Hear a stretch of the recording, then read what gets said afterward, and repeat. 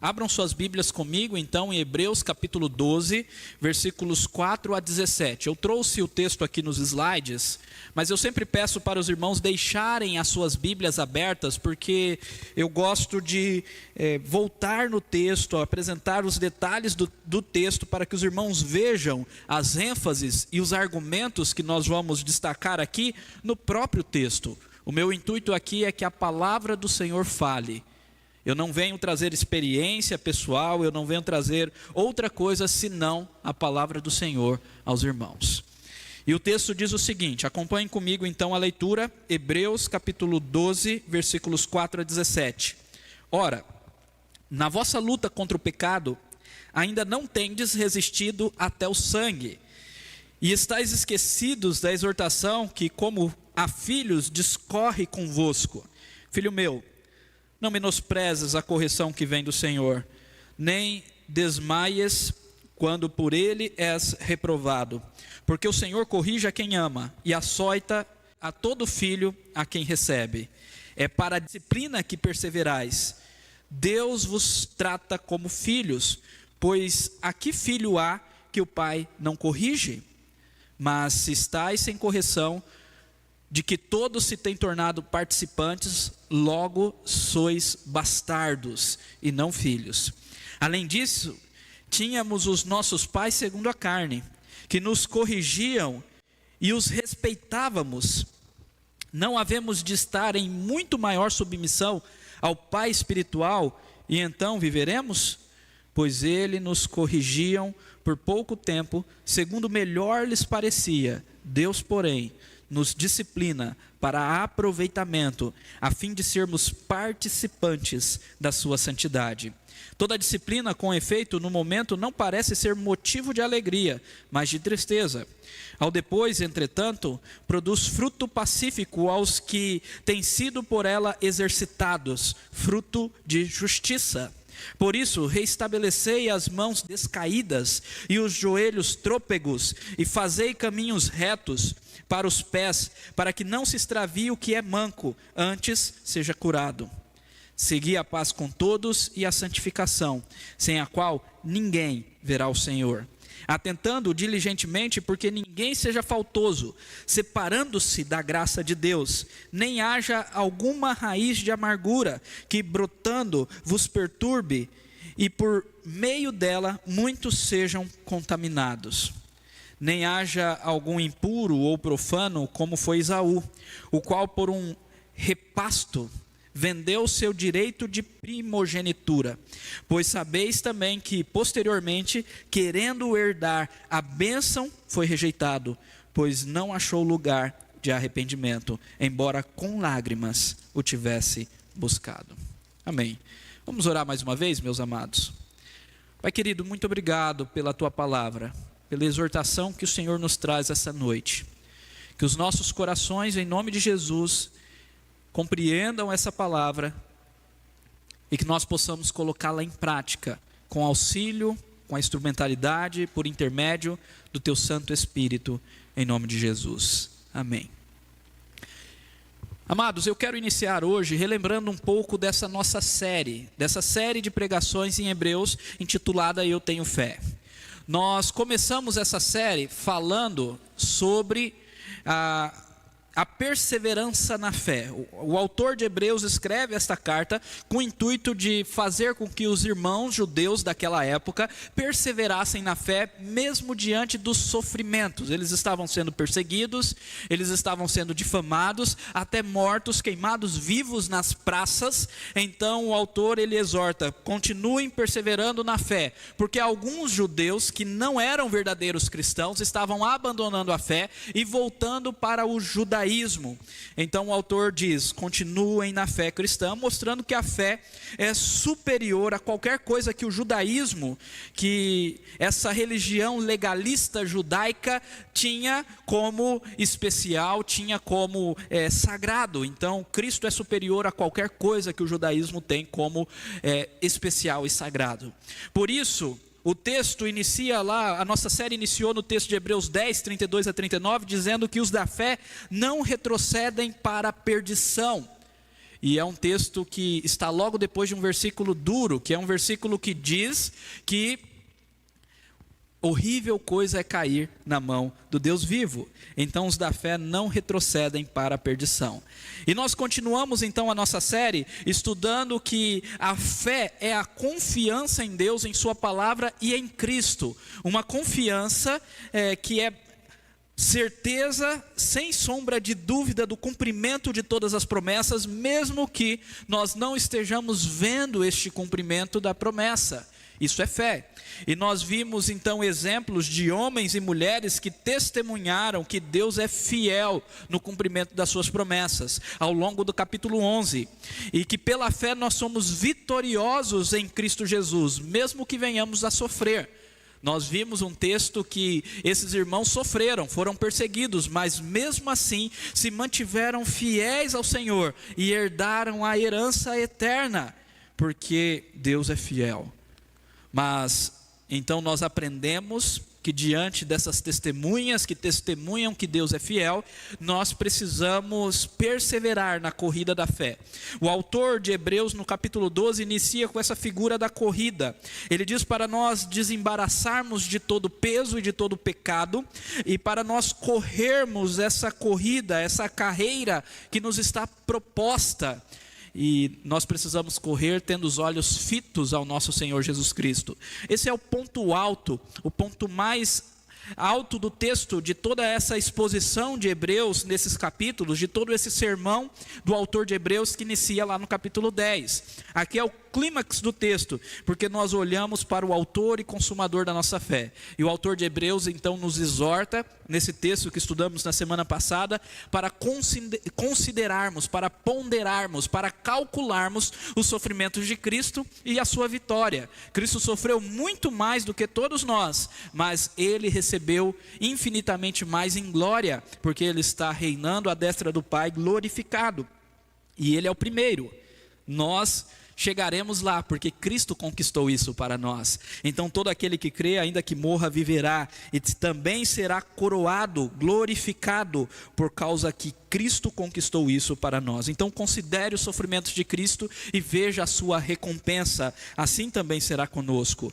E aí o autor inicia o texto de hoje. Ora, ele inicia com ora, remetendo a tudo que nós vimos anteriormente. Ele diz: a luta de vocês ainda não acabou, nós precisamos progredir. É isso que ele está dizendo. A nossa luta ainda não acabou, nós precisamos progredir. E por isso que o tema desta noite é a luta contra o pecado. Ele diz: ora, na vossa luta contra o pecado ainda não tendes resistido até o sangue. É importante destacar que a expressão luta aqui é a mesma expressão que aparece lá do versículo 1 do capítulo 12 para carreira.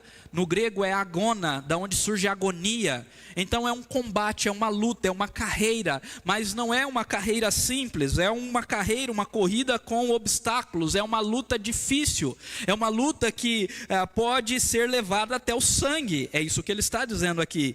E ele está dizendo: olha, se vocês consideraram e estão olhando para Cristo, vocês vão perceber que ainda não chegaram até o sangue. A NVI diz assim: na luta contra o pecado, vocês ainda não resistiram até o ponto de derramar o próprio sangue.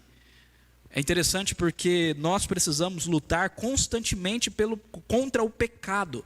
Eu falei isso na semana passada, citei inclusive um puritano que escreveu muitos textos sobre a mortificação do pecado e da carne, o puritano chamado John Owen, quando ele diz que todos os dias nós precisamos combater e lutar contra o pecado, todos os dias nós precisamos lutar e mortificar os efeitos da carne. E mesmo os cristãos que são maduros, que já estão muito tempo na caminhada cristã, eles devem tomar cuidado, porque o pecado está pronto para frustrar os seus desígnios para com Deus. Então nós precisamos lutar todos os dias. Aqui é interessante porque os cristãos de nossa época pensam que a nossa luta é apenas contra o diabo. Mas não, sim, Paulo diz que a nossa luta é contra os principados e as potestades, os dominadores deste mundo. Sim, o diabo é um agente que nos tenta e que nos quer ver cair. que nos quer ver desviar da presença de Deus, bem como o mundo também o é, toda a sociedade corrupta contra Deus. Mas nós precisamos entender que a nossa principal batalha é contra nós mesmos, é contra o nosso coração pecaminoso, porque como Tiago nos revela, ninguém é tentado senão segundo a sua própria cobiça. Então, se eu sou tentado por Satanás, se o mundo me tenta, é porque isso está no meu coração. A cobiça está no meu coração, e eu preciso então lutar contra o pecado, lutar contra este mal que habita em mim. É isso que o texto está dizendo: na vossa luta contra o pecado, ainda não tendes resistido até o sangue. Jesus foi até o sangue. Aqui, claro, está fazendo que nós lembremos daquilo que foi dito anteriormente, do autor e consumador da nossa fé, que na semana passada eu expliquei que é o nosso exemplo e o nosso substituto. Aquele que é o exemplo de fé para todos nós, ele é o autor e consumador da fé, porque ele teve a fé que nós não teríamos. Ele nos exemplificou o que é confiar em Deus até o fim. E ele lutou contra o pecado, apesar de não ter pecado. Jesus não teve nenhum pecado, é o justo pelo injusto. Mas ele lutou contra o pecado em nosso lugar. Ainda mais nós que somos pecadores, precisamos lutar contra o pecado. Ele diz: vocês não têm resistido até o sangue, isto é, até morrer, como Cristo morreu. Porque esses irmãos aqui, apesar de perseguidos, eles não tinham sido mortos, à semelhança de vários outros irmãos que naquela época estavam sendo mortos por causa da cruz. E esses irmãos então, porque não foram mortos, deveriam olhar para Cristo, olhar para esses irmãos que morreram pela fé e não desanimar, continuar na luta. É isso que o autor vai trazer. E ele traz aqui duas ilustrações, dois exemplos, duas alegorias, para nos mostrar como que essa luta se dá e como nós precisamos agir no meio da luta. Primeiro ele vai falar sobre a disciplina do Senhor, e a figura que ele usa é um pai disciplinando um filho. E depois ele vai falar para nós reestabelecer as mãos e os joelhos. Parece que ele volta na ilustração da corrida, mas ele cita um texto de Isaías, trazendo uma nova ilustração, não apenas da corrida, mas de uma batalha. Por isso, reestabelecer as mãos que seguram uma espada, para lutar, para continuar até o fim. E nós vamos analisar isso agora nessa temática. Então, na luta contra o pecado, o primeiro conselho, a primeira exortação, o primeiro ensino, o primeiro princípio que o autor nos traz é: suporte o sofrimento como disciplina do Senhor. Isso é difícil. Nós não pensamos que o sofrimento que passamos necessariamente é disciplina do Senhor. E muitas vezes nós fazemos isso, não pensamos dessa forma, porque nós achamos que nós somos bons, que nós não merecemos a disciplina do Senhor. Mas é o contrário. O autor está nos dizendo que o sofrimento vem por causa da disciplina. No versículo 7 ele diz: é para a disciplina que perseverais. Na tradução da NVI ele diz: suportem a disciplina com perseverança. Essa é a exortação. Suporte os sofrimentos como disciplina que vem do Senhor. De fato, tudo que nós sofremos tem um propósito.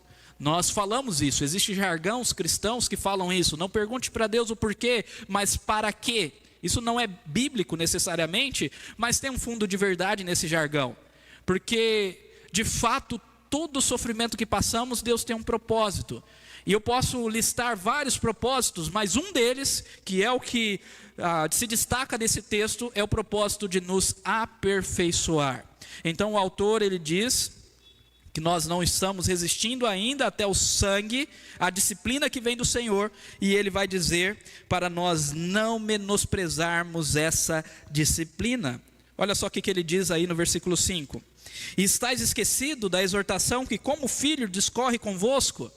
Aqueles irmãos que estavam se desanimando por causa das provações, que estavam se desanimando por causa do sofrimento, querendo abandonar a fé, querendo apostatar, voltar para o judaísmo. Esses irmãos que precisavam renovar a sua fé, que precisavam se refortalecer no Senhor, eles tinham esquecido uma exortação que nós esquecemos também. Está aqui essa exortação, uma exortação a filhos. Filho meu, não menosprezes a correção que vem do Senhor. nem desmaies quando por ele é reprovado. Observe que essa exortação é dupla.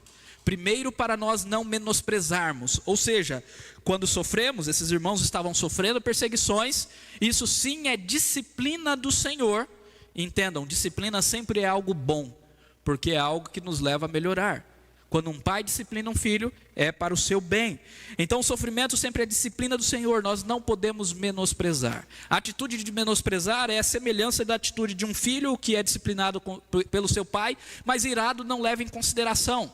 Simplesmente não entende o motivo, não entende o propósito e continua fazendo a mesma coisa e continua irado contra o seu pai. É isso que o texto está dizendo, não menospreze. Se você está passando por dificuldade, sofrimento, entenda que Deus está usando até o sofrimento para o seu bem, porque todas as coisas cooperam para o bem daqueles que amam a Deus. E não desmaie. Aqui o desmaiar nesse versículo é quase um ficar magoado. É aquele filho que está passando por dificuldade, está passando por sofrimento, e ao invés de buscar em Deus o entendimento disso, e confiar no Senhor, e descansar no Senhor, e mudar as suas atitudes, e buscar mais o Senhor, fica com algo que nós usamos 3 sílabas para descrever: mi. Mimimi, é isso. É o filho do mimimi, fica magoado com Deus. Deus não me ama. Deus, que é isso? Eu não mereço isso. Essa é uma fala de alguém que não entendeu o Evangelho. Quando nós viramos para Deus e falamos: Senhor, eu não mereço o sofrimento que está passando na minha vida, o nosso sentimento é de que nós somos merecedores da bênção de Deus. E o Evangelho diz que não somos. Nós somos merecedores do castigo. Se nós temos algo na nossa vida, é graça. É bondade de Deus. Se nós temos algo bom na nossa vida, é graça e bondade de Deus, porque somos pecadores, porque usurpamos a glória de Deus, porque difamamos o nome glorioso do Senhor e destruímos a Shalom da criação, porque o mal habita em nós, porque somos pecadores. Mas Deus é gracioso, e Deus nos dá coisas boas para desfrutarmos nessa vida, e Deus nos dá a salvação e a vida eterna. Então não venha com essa: Senhor, eu não mereço isso, eu estou passando por isso, mas eu tenho te buscado. Não venha com essa conversa, é isso que o texto está dizendo. Não se magoe quando Deus está disciplinando, mas glorifica a Deus. Por quê? Versículo 6, porque o Senhor corrige a quem ama, e açoita o filho a quem recebe. Porque o Senhor é como um pai, e Ele disciplina os seus filhos. Ele corrige aquele que ama, Ele corrige aquele que é dele, para que ele seja aperfeiçoado, porque Deus é santo, e Ele, para nós mantermos um relacionamento com Ele, nós também precisamos ser santos. Mas nós vamos chegar lá. O texto então continua: é para a disciplina que perseverais, ou seja, perseverem no sofrimento, porque isso é disciplina do Senhor na vida de vocês. Pois que filho há que o pai não corrige?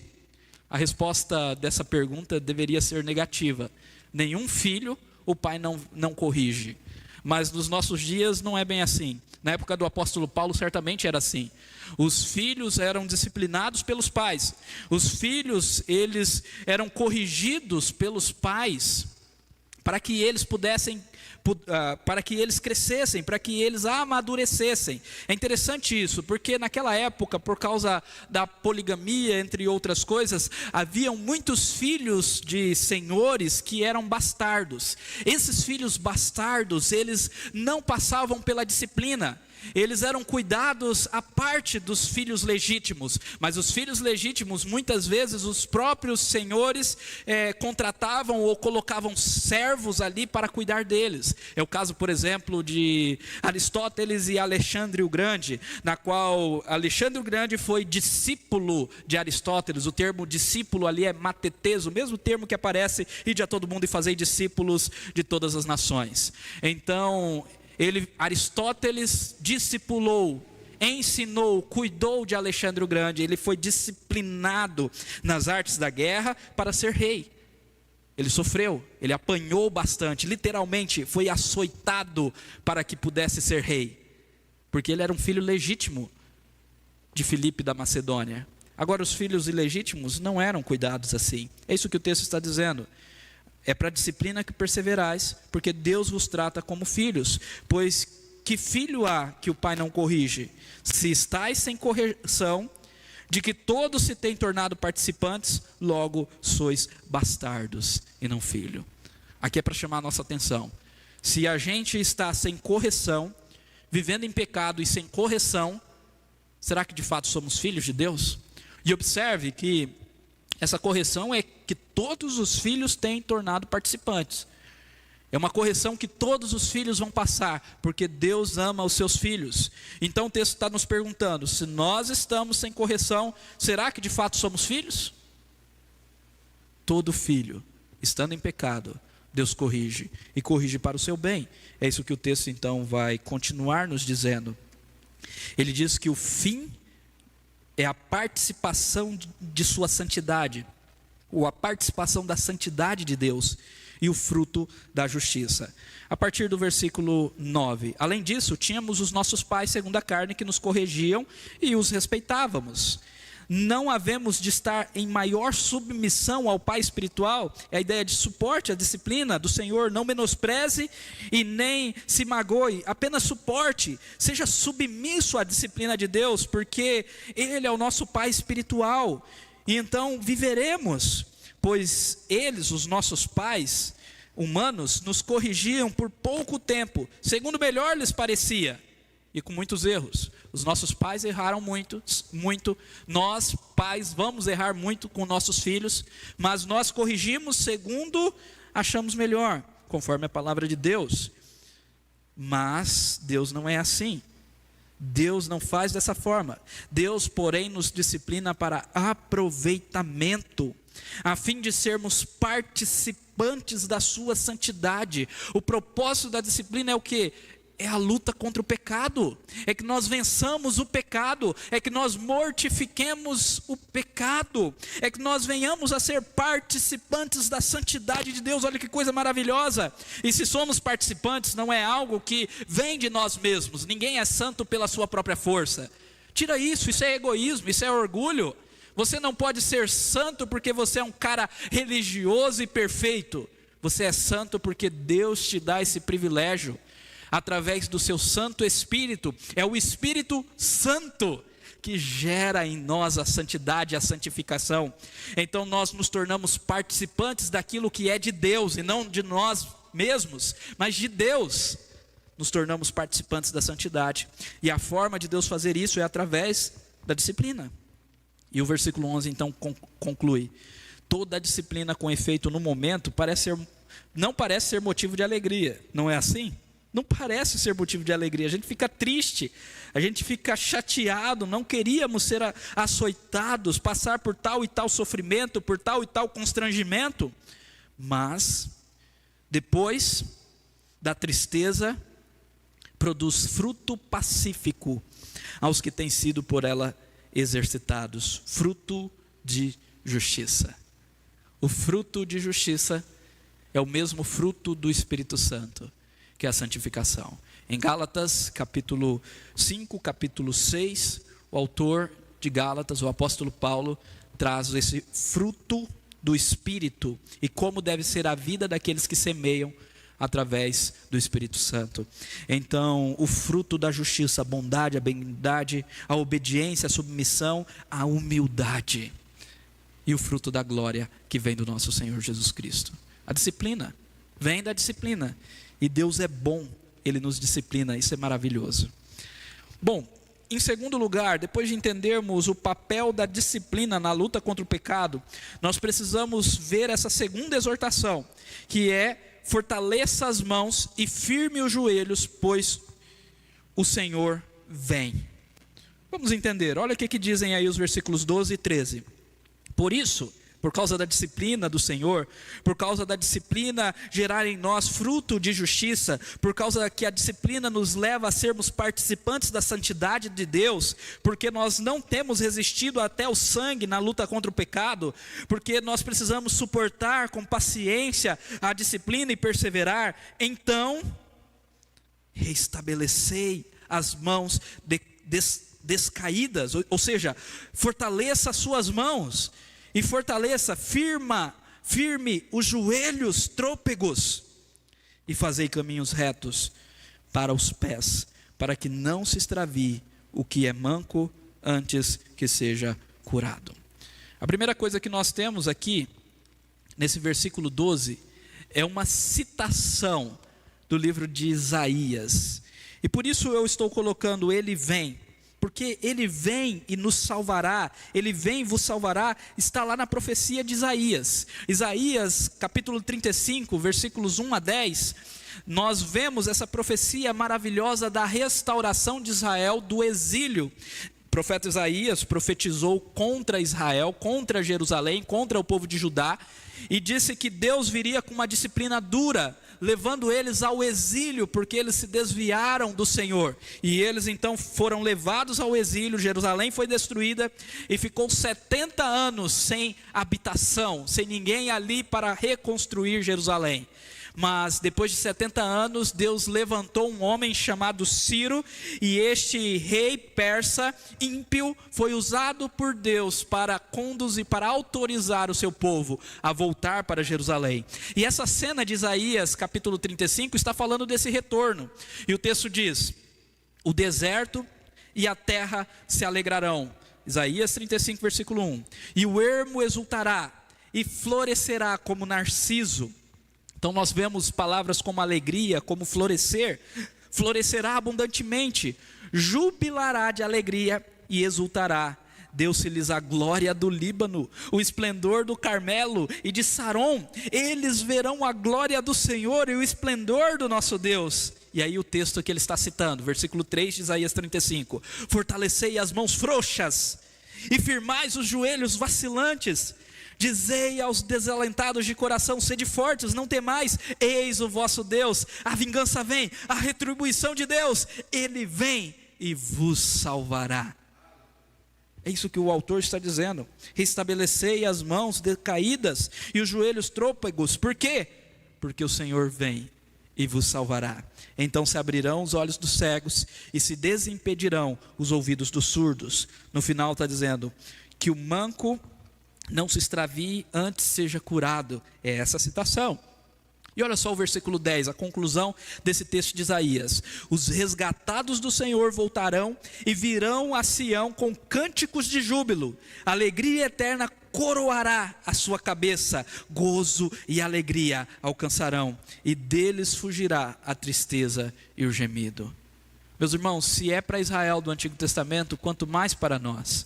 Essa exortação é muito importante para nós. Israel foi disciplinado pelo Senhor 70 anos, por causa do seu pecado, por causa da sua idolatria. Mas o mesmo profeta que diz que eles seriam castigados por causa da idolatria, disciplinados por causa da idolatria, é o mesmo profeta que diz que eles serão restaurados pela mão do Senhor, e eles verão a glória do Senhor, e a alegria eterna coroará o povo do Senhor. Da mesma forma, o autor de Hebreus diz: olha, nós somos disciplinados todos os dias, porque Deus quer o nosso bem, mas não desanimem, fortalecem as mãos, fortalecei as vossas mãos, e os vossos joelhos. Aparentemente parece que ele está voltando aqui, no que está sendo dito lá no versículo 1 do capítulo 12, essa corrida. Então essa corrida, essa carreira que nos está proposta, fortaleça as mãos e os joelhos para correr. Sim, há um toque nisso, mas nós precisamos entender que, por usar Isaías, a figura mudou. A figura aqui é uma figura de guerra. Deus iria libertar o povo de Israel, então o povo de Israel teria que estar pronto para pegar a espada, porque o nosso Senhor é o Senhor dos exércitos. Então ele diz: olha, restabelecei as mãos. Cuidado com aqueles que têm a mão frouxa, que não conseguem segurar a espada. Fortaleçam as vossas mãos, os vossos joelhos. E vamos lá. E aí no versículo 13 ele diz: fazei caminhos retos. Aqui ele já está citando outro texto, o texto de Provérbios 4, 26, que diz: pondera a vereda de teus pés, e todos os teus caminhos sejam retos. Então faça caminhos retos, para que o manco não se extravie.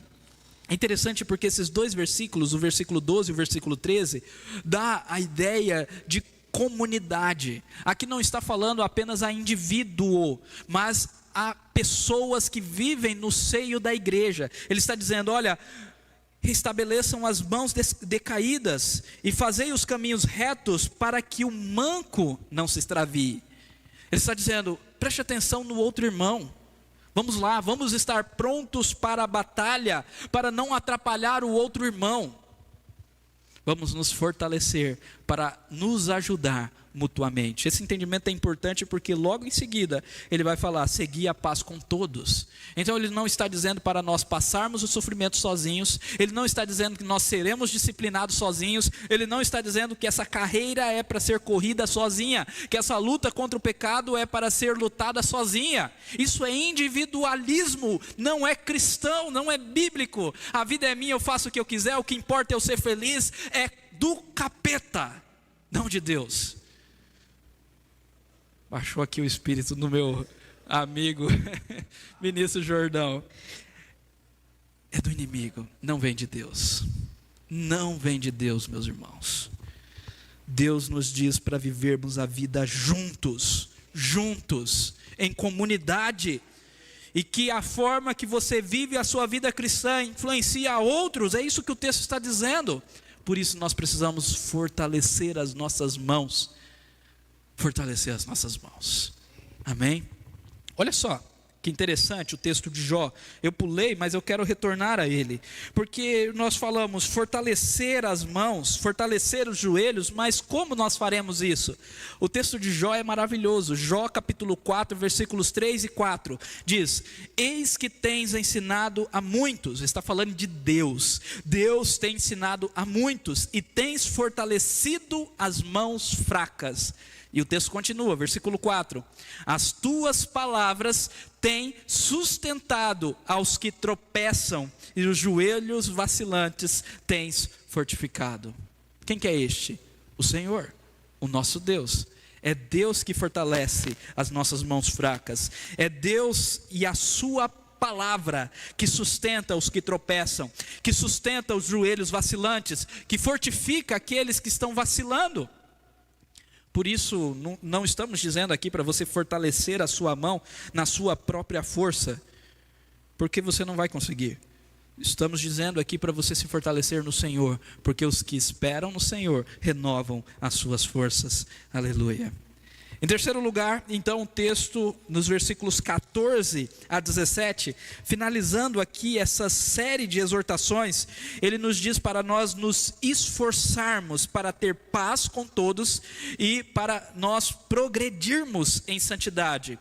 Esforce-se para ter paz com todos e progrida em santidade. Os versículos 14 a 17.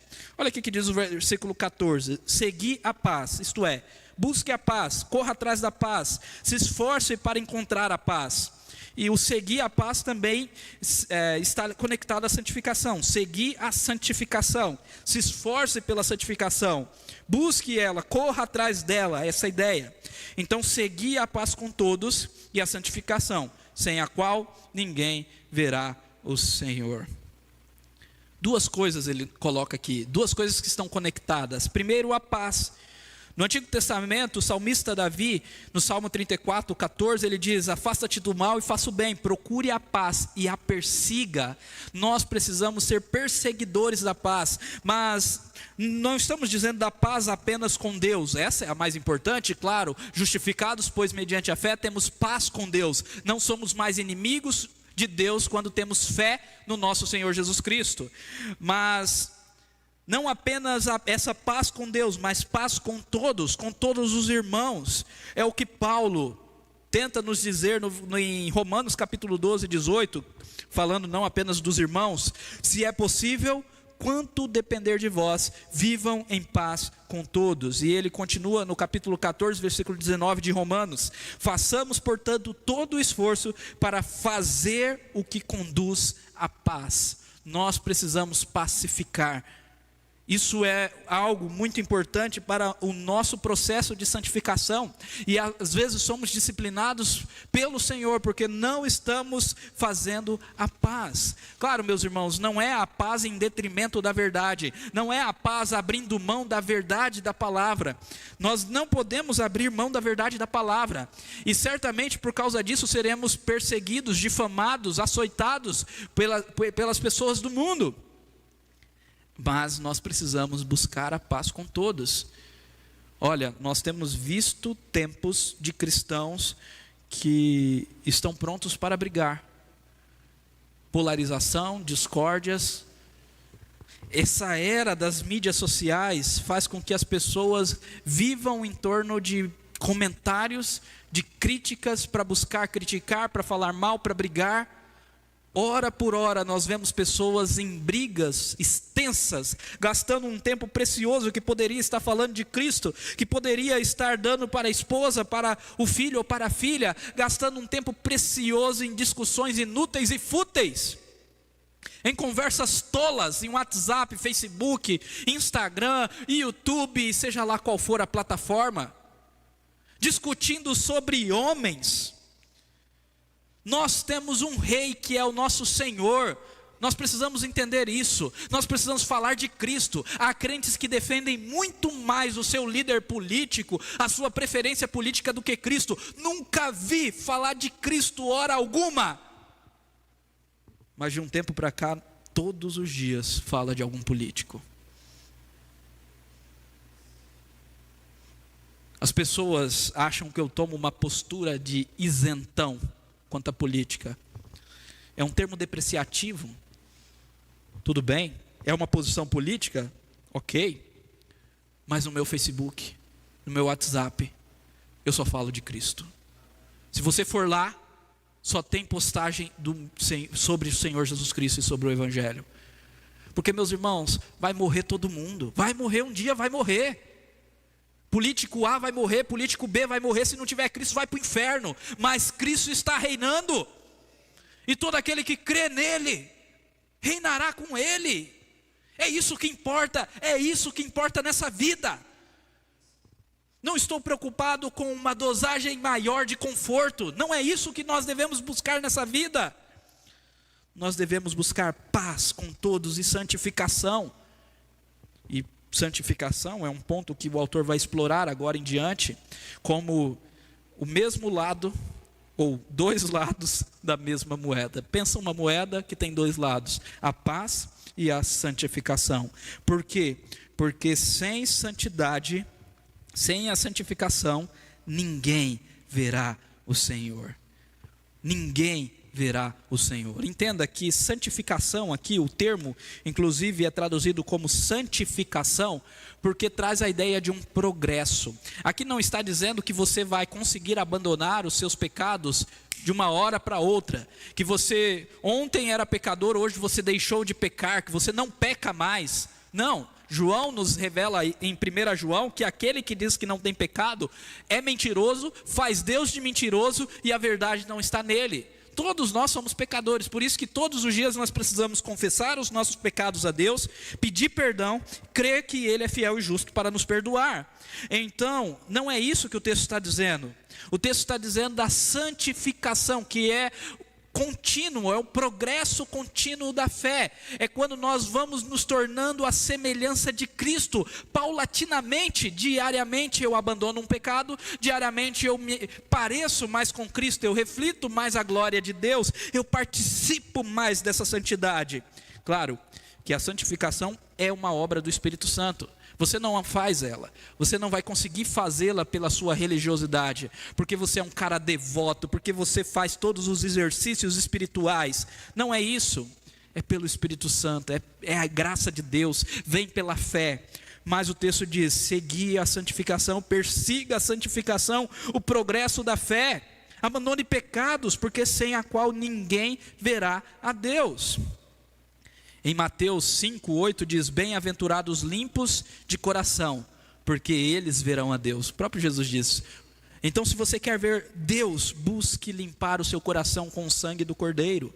O apóstolo Paulo, em 2 Coríntios 7:1, ele diz: tendo, pois, ó amados, tais promessas, purifiquemo-nos de toda impureza, tanto da carne como do espírito, aperfeiçoando a nossa santidade no temor de Deus. Purifiquemo-nos de toda impureza, aperfeiçoando a santidade no temor. Por quê? Porque nós temos as promessas da vida eterna. Nós temos as promessas que esse mundo vai cair e vai ser destruído, mas nós iremos para o mundo que não será destruído, para o reino celestial que é eterno. Aleluia.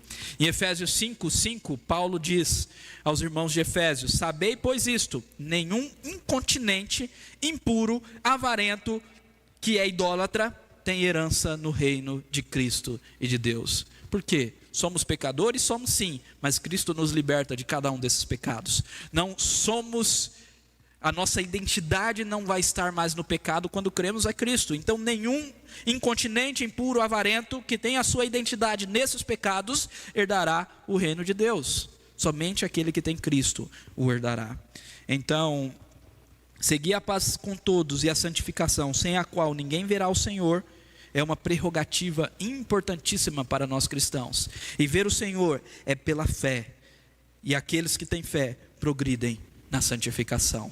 Então o texto continua dizendo que ninguém seja faltoso a ponto de se separar da graça, ou atentando diligentemente, com diligência, tenha atenção, prestem bastante atenção nisso, porque ninguém seja faltoso, separando-se da graça de Deus. Claro, o autor de Hebreus está falando aqui de alguém que se separa da graça de Deus porque não teve verdadeira fé. Porque nós já vimos que os da fé não retrocedem para a perdição, ou seja, os que têm a verdadeira fé, os que são verdadeiramente salvos, os que receberam a herança da vida eterna e o penhor do Espírito Santo em seus corações, esses perseverarão até o fim. Nós vimos isso no primeiro sermão, inclusive. Em Hebreus 10:39 é dito: nós, porém, não somos dos que retrocedem para a perdição, somos, entretanto, da fé, para a conservação da alma, para a preservação até o fim. Então aqueles que são da fé irão perseverar. Mas a exortação ainda se faz presente, porque nós não conhecemos o outro, às vezes nós não conhecemos o nosso próprio coração. Por isso é importante, assim como em Hebreus 10:35, o autor de Hebreus nos diz: não abandoneis, portanto, a vossa confiança, ela tem grande galardão. Aqui ele diz: tome cuidado para que ninguém seja faltoso ao ponto de abandonar a fé, apostatar da graça, rejeitar a graça de Cristo e se achar o seu próprio Deus, o seu próprio Salvador, retroceder para as idolatrias. Ele vai trazer o exemplo de Esaú logo em seguida, que nos revela isso. Mas antes ele continua dizendo: nem haja alguma raiz de amargura que brotando vos perturbe, e por meio dela muitos sejam contaminados. Aqui a raiz de amargura é erva daninha da idolatria que afasta as pessoas. Observe que ele voltou a trabalhar o aspecto da comunhão. Seguir a paz com todos, ou seja, tenha comunhão, busque ter paz com todos, e principalmente com os irmãos da fé. E ele continua dizendo: e não haja amargura entre vocês, que por meio dessa amargura haja uma perturbação, e muitos sejam contaminados e se desviem. É o que ele está dizendo: fazei os caminhos retos, para que o manco não se extravie. Tome cuidado, a sua comunhão é importante. Você está atento ao irmão que está desanimado, é importante. Fortaleça-se e fortaleça o seu irmão. É essa a exortação aqui. Agora é interessante porque a raiz de amargura aqui também é uma referência ao Antigo Testamento. Lá em Deuteronômio capítulo 29, versículo 18, na repetição da lei, a segunda geração do povo de Israel daquela época, antes de entrarem na Terra Santa, o texto diz: porque para que entre vós não haja homem, nem mulher, nem família, nem tribo cujo coração hoje se desvie do Senhor nosso Deus e vá servir aos deuses desta nação, para que não haja entre vós raiz que produza erva venenosa e amarga. Essa ideia aqui, que não haja ninguém entre o povo de Deus, que não haja ninguém entre o povo de Deus, homem, mulher, família, nem tribo, que se desvie do Senhor. Nós precisamos estar atento a isso, para que isso não seja uma erva daninha e leve outros. Que não haja ninguém que se desvie do Senhor e vá servir deuses. A idolatria do dinheiro, da aprovação, do conforto, o medo, a angústia, a ansiedade. Não, que não haja ninguém que se desvie do Senhor, produzindo erva daninha no meio do povo de Deus. É isso que o autor está nos dizendo. E aí ele vai agora trazer o exemplo de Esaú. Não haja algum impuro ou profano, como foi Esaú. Interessante porque ele coloca duas coisas ruins aqui contra Esaú. Primeiro ele chama Esaú de impuro e depois de profano. Nas escrituras não fica tão claro assim qual é o aspecto da impureza de Esaú, porque o termo que aparece aqui no original grego é o termo para fornicação, é aquele que tem relação sexual ilícita, é aquele que faz o sexo antes do casamento ou fora do casamento. Esaú, apesar de ser imoral em certo sentido, mas ele sempre casou com as mulheres que ele manteve relação, mas talvez o texto está reprovando a atitude dele casar com duas mulheres cananitas, como nós vemos em Gênesis 26:35, e posteriormente casar com uma filha de Ismael, que era filho de Abraão, em Gênesis 28:9. Ele casou com várias mulheres de outras nações.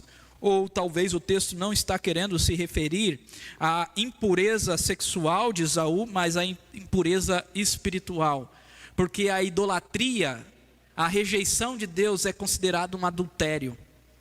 Quando nós rejeitamos Deus ou abandonamos o Senhor por outra coisa, isto é prostituição. Quando o povo de Deus faz isso, está se prostituindo com as idolatrias. E vários textos do Antigo Testamento nos mostram essa figura. Por isso, talvez o termo impuro esteja aqui, mas somado a ele, o profano não deixa dúvida, porque Esaú profanou o sagrado, isto é, rejeitou, desconsiderou aquilo que era sagrado. Como? Vendendo o seu direito de primogenitura por um prato de lentilhas. Repasto está aqui no nosso texto, mas um prato de lentilhas. Isso está registrado lá em Gênesis capítulo 25, versículo 33, onde Jacó fez um prato de lentilhas e Esaú chegou com fome e Jacó, esperto, era o enganador, disse: jura primeiro, me promete a sua primogenitura. E Esaú fez por um prato, pelo banal. É tão banal isso. Mas para nós não fica muito claro o que ele rejeitou. O direito de primogenitura, o que significa isso? Claro, significa que ele rejeitou a maior parte da herança do seu pai, sim. Mas não é apenas coisas materiais. Significa que ele rejeitou deliberadamente a fé do seu pai. Desprezou o Deus do seu pai. Desprezou a promessa que o Deus de Israel, que o Deus de Abraão, de Isaque e de Jacó fez a Abraão, a promessa do primogênito ou a promessa da descendência. Então, quando Esaú vendeu a sua primogenitura, ele rejeitou a fé. Ele jogou no lixo a promessa de Deus. Ele profanou aquilo que é sagrado. E então o texto continua dizendo: pois sabeis também que posteriormente, querendo herdar a bênção, foi rejeitado, pois não achou lugar de arrependimento, embora com lágrimas o tivesse buscado. Mais uma vez uma citação do Antigo Testamento. Em Gênesis 27:38 nós lemos assim: disse Esaú ao seu pai: acaso tens uma única bênção, meu pai? Abençoa-me também a mim, meu pai. E levantando Esaú a voz, chorou.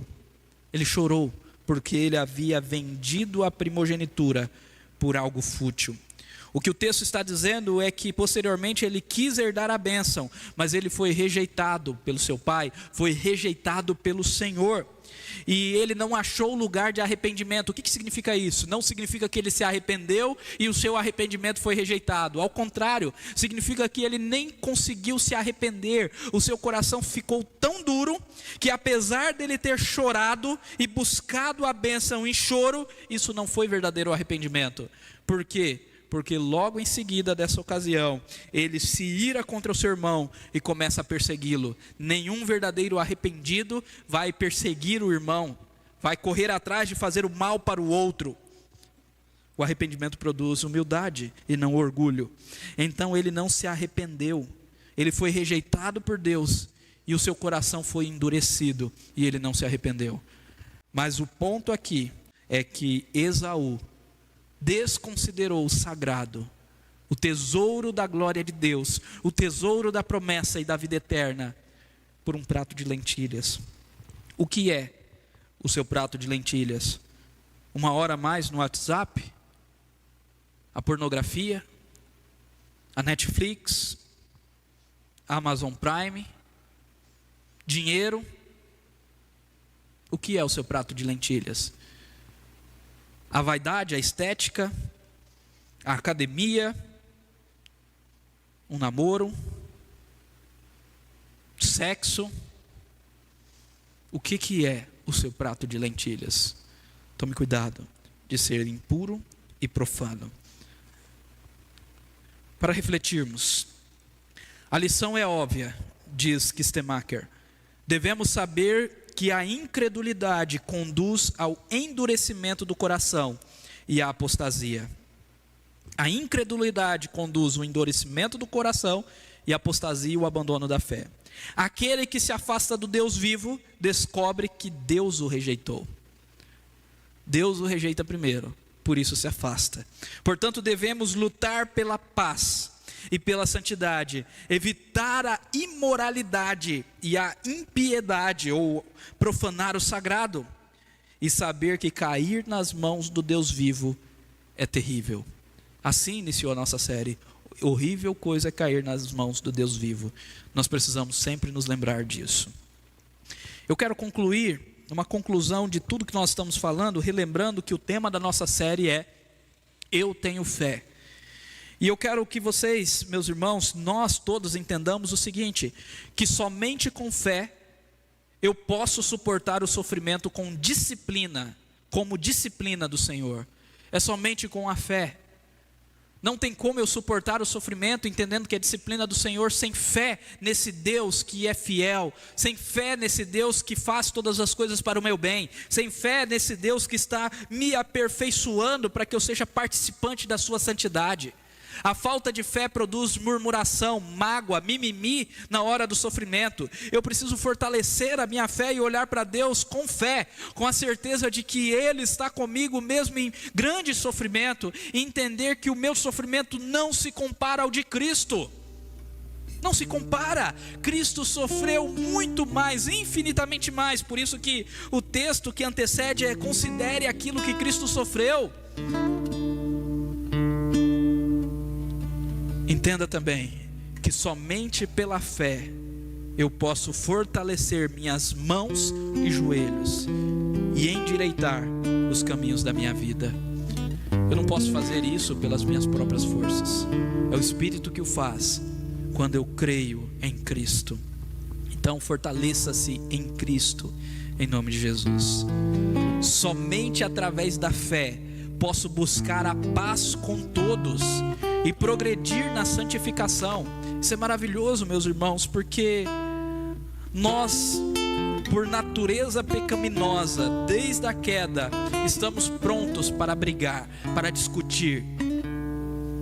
O atrito é algo natural por causa do pecado. Mas quando cremos, eu posso buscar a paz. Quando temos Jesus, nós podemos buscar a paz. Porque Cristo nos dá da sua paz, porque Ele transforma o nosso coração. Então eu percebo que eu posso amar o meu irmão, porque eu sou amado, porque eu sou perdoado, eu posso perdoar o outro. Essa semana eu estava falando a um casal que viu uma frase de uma senhora de 90 anos que viveu 70 com seu marido. E foi perguntado para ela: qual que é o segredo de um casamento tão duradouro? E ela disse: o perdão. O perdão nasce em um coração que é perdoado. Eu posso buscar a paz porque eu creio no perdão de Cristo. Eu posso crescer em santificação porque pela fé eu tenho um relacionamento com aquele que é perfeito e Cristo me muda. Cristo é o amigo perfeito que me muda. Então eu posso crescer em santificação. Aleluia. Entenda, querido irmão e querida irmã, somente os que têm fé verão a Deus e perseverarão até o fim. A ordem está trocada, eu sei. Perseverarão até o fim e verão a Deus. Somente os que têm fé. É só pela fé. A salvação nós recebemos pela fé naquele que se deu por nós. Em nome de Jesus, queridos irmãos, Meu querido irmão e minha querida irmã, não despreze a disciplina, não se magoe, suporte com gratidão, porque Deus te ama. Se você está sendo disciplinado, é prova que Deus te ama, é prova que você tem a eternidade. Isso pode te dar certeza de que você vai para o céu. Aleluia. Busque a força de Cristo pela fé e continue firme até o fim. Se você está cansado, desanimado, se você está tropeçando, se você está com as suas mãos frouxas, não está conseguindo segurar a espada do Espírito, então, em nome de Jesus, busque no Senhor a força na sua palavra e continue firme até o fim. Se fiel até a morte, dar-te-ei a coroa da vida. Ajude aqueles que estão desanimados. Valorize a comunhão. Em nome de Jesus. Continue na luta contra o pecado. Progrida em santificação. Na luta contra o pecado, nós não temos resistido até o sangue, ainda não chegou ao fim. Então continue essa luta, continue a matar continuamente o pecado, todos os dias, através do Espírito Santo.